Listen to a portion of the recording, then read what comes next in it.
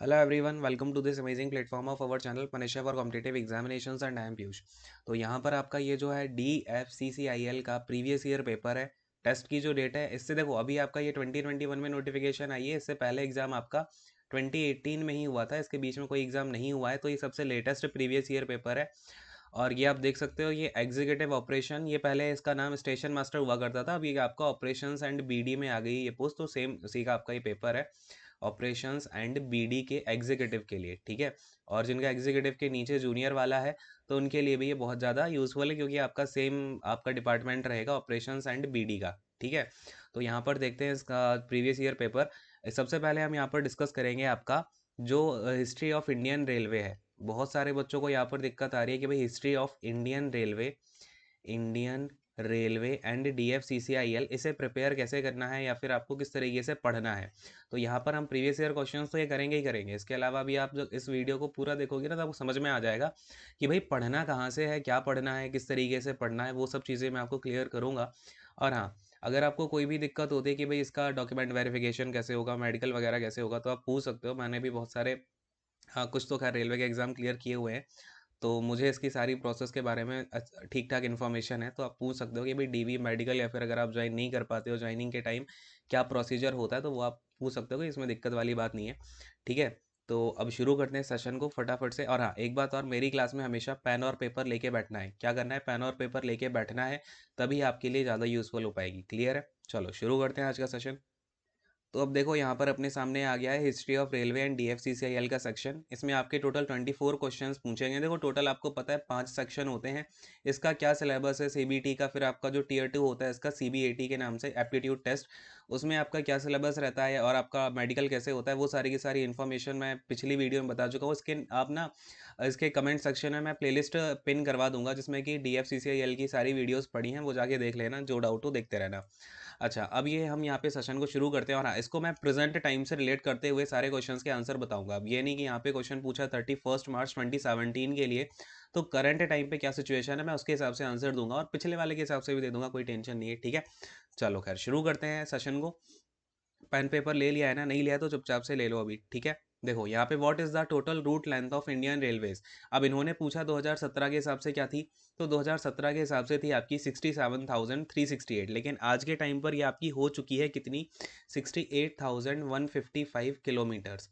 तो ये चीज़ आपको ध्यान में रखनी है। अच्छा, ये जो डेटा है ना, ये भी 2019 के लास्ट का डेटा है, लेकिन मैं ये क्यों ले रहा हूँ, क्योंकि ये वाला डेटा आपका रिसेंटली एनसीईआरटीज में चल रहा है और ऐसे क्वेश्चंस में जो बेस उठाया जाता है वो एनसीईआरटी का उठाया जाता है। वैसे अगर मैं प्रेजेंट टाइम पे बात करूं 2021 में, अभी जो है आपका ट्रेन का जो रूट है वो 69K के लगभग जो है 69,000 किलोमीटर के लगभग हो चुका है। तो अब आपको ऑप्शन में अगर आने वाले कोई एग्जाम में 68,155 दिखता है तो ये टिक कर देना, 69 दिखता है तो ये टिक कर देना, ठीक है। और अगर दोनों दिखते हैं तो आपको एनसीईआरटी वाले के साथ जाना पड़ेगा, ठीक है। उसको रेलवे भी नहीं ठुकरा पाएगा। क्लियर हो गया? अगले क्वेश्चन पे आ रहे हैं। अच्छा, मेरी आवाज़ में थोड़ा सा इधर उधर लग सकता है क्योंकि थोड़ी मेरी तबीयत ठीक नहीं है, तो कोई बात नहीं। देखते हैं question, what is the longest train distance running train of Indian railway. तो सबसे बड़ी जो ट्रेन रनिंग है इंडियन रेलवे की वो कौन सी है, ये आपको पता होना चाहिए भाई। ये है आपकी विवेक एक्सप्रेस, डिब्रूगढ़ से लेके कन्याकुमारी तक चलती है। डिब्रूगढ़ कहाँ पे है भाई? ये आपका असम में है। और आपका कन्याकुमारी कहाँ पर है? तो तमिलनाडु में है, ठीक है। चलो, इसमें अभी आपका एज सच कोई जो है चेंजमेंट है नहीं। मैं थोड़ा सा इसको जूम कर देता हूँ जिससे कि आपको थोड़ा क्लियरली दिख पाए चीज़ें, है ना। तो देखो यहाँ पर क्या लिखा हुआ है कि which of the following is the biggest revenue earning commodity through free, wait a second, इसको थोड़ा सा पतला करते हैं, for traffic freight traffic in the Indian railways, ठीक है। तो इंडियन रेलवेज के लिए सबसे ज़्यादा रेवेन्यू कमाने वाली कमोडिटी कौन सी है? कोल है। ये आपको पता भी होगा, अगर आपको आपने कुछ भी नहीं पढ़ा ना तब भी आप ये कोल पर तो जा ही सकते हो। अभी तक आपने माल ढोती हुई गाड़ियों में सबसे ज़्यादा क्या देखा है? कोल ही देखा होगा, ठीक है। तो इससे रेवेन्यू भी सबसे ज़्यादा जनरेट होता है।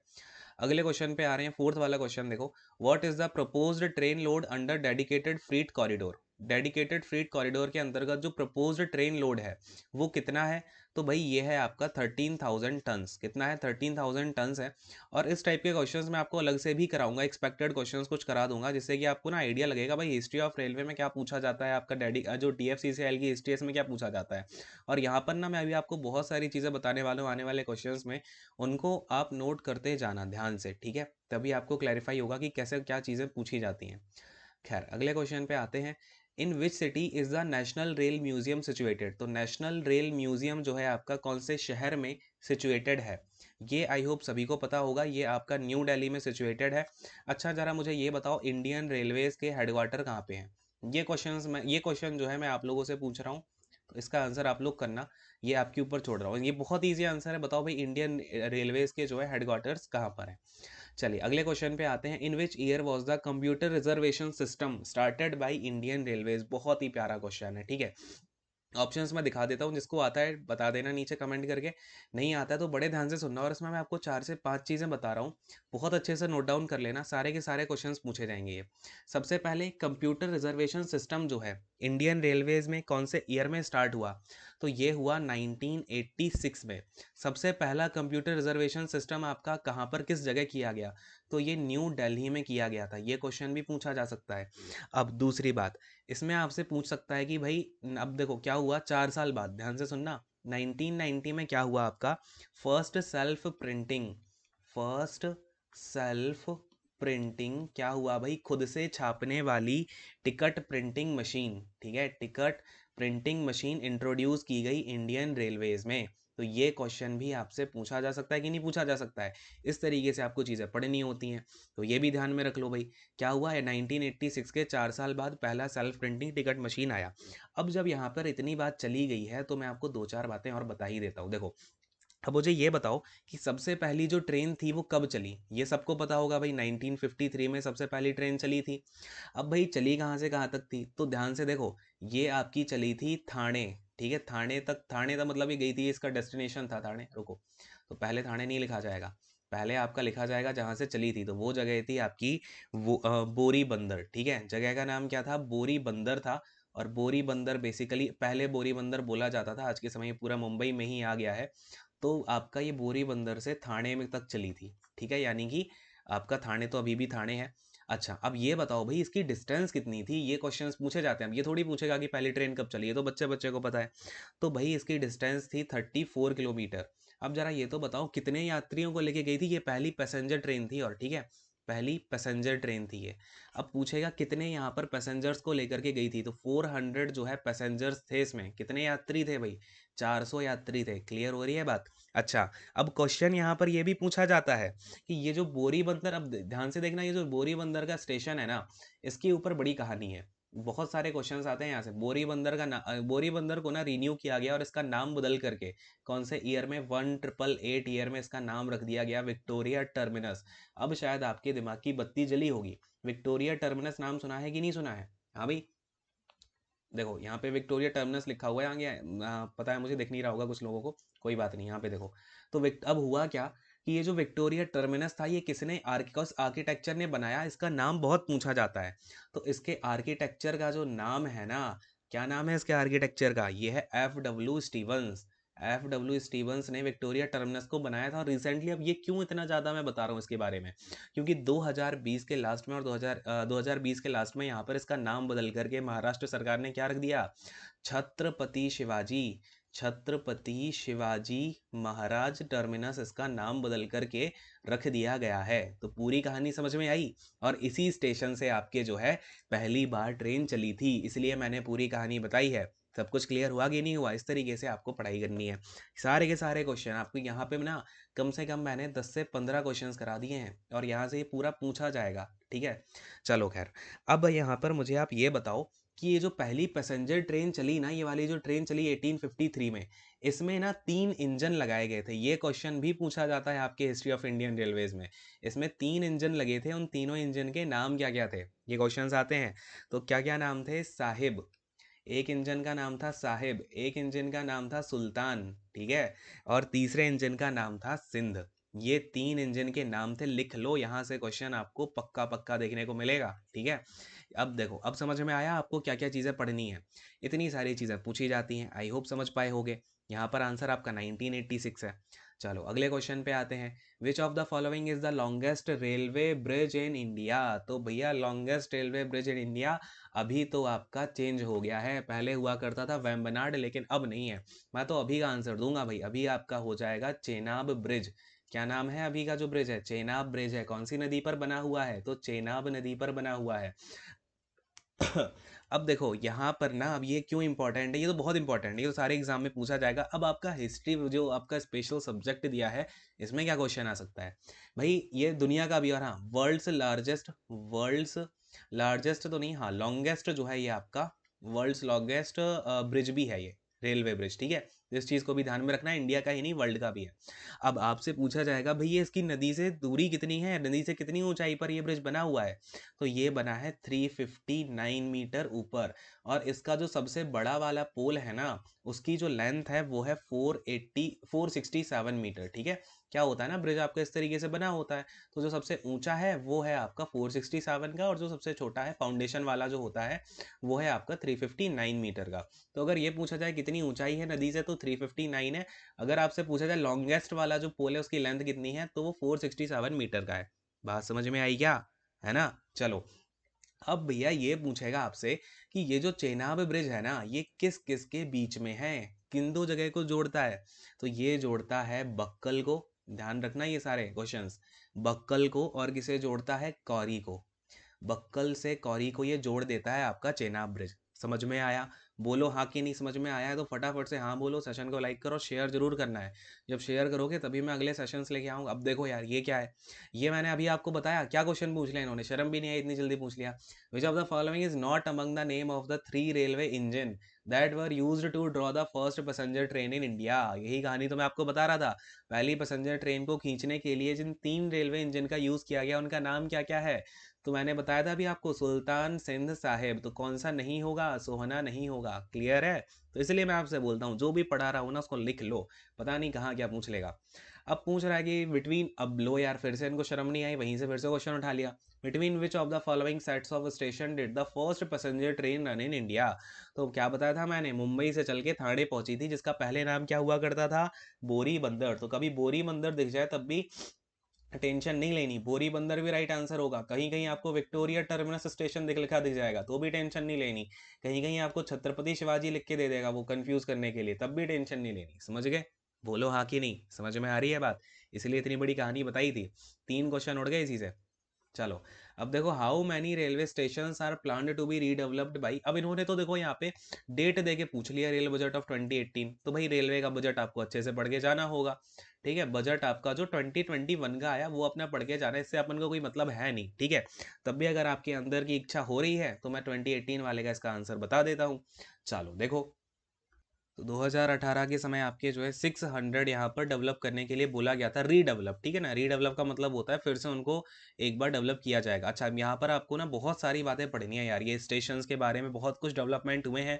मोदी सरकार ने इलेक्ट्रीफाई करने को बोला है ट्रेन को, इलेक्ट्रीफाइड सिग्नल है, और आपका विदाउट, यहाँ पे विदाउट मैन सिग्नल्स बनाए जा रहे हैं। तो बहुत सारी चीज़ें हैं जो कि आपको पढ़ानी है, छोटे से सेशन में तो बताना इम्पॉसिबल है। तो वो चीज़ें हम टाइम टू टाइम करते जाएंगे, आप मुझे कमेंट करके बताना वो सब चाहिए नहीं चाहिए, ठीक है। अब देखो ये आपका क्वेश्चन आ गया।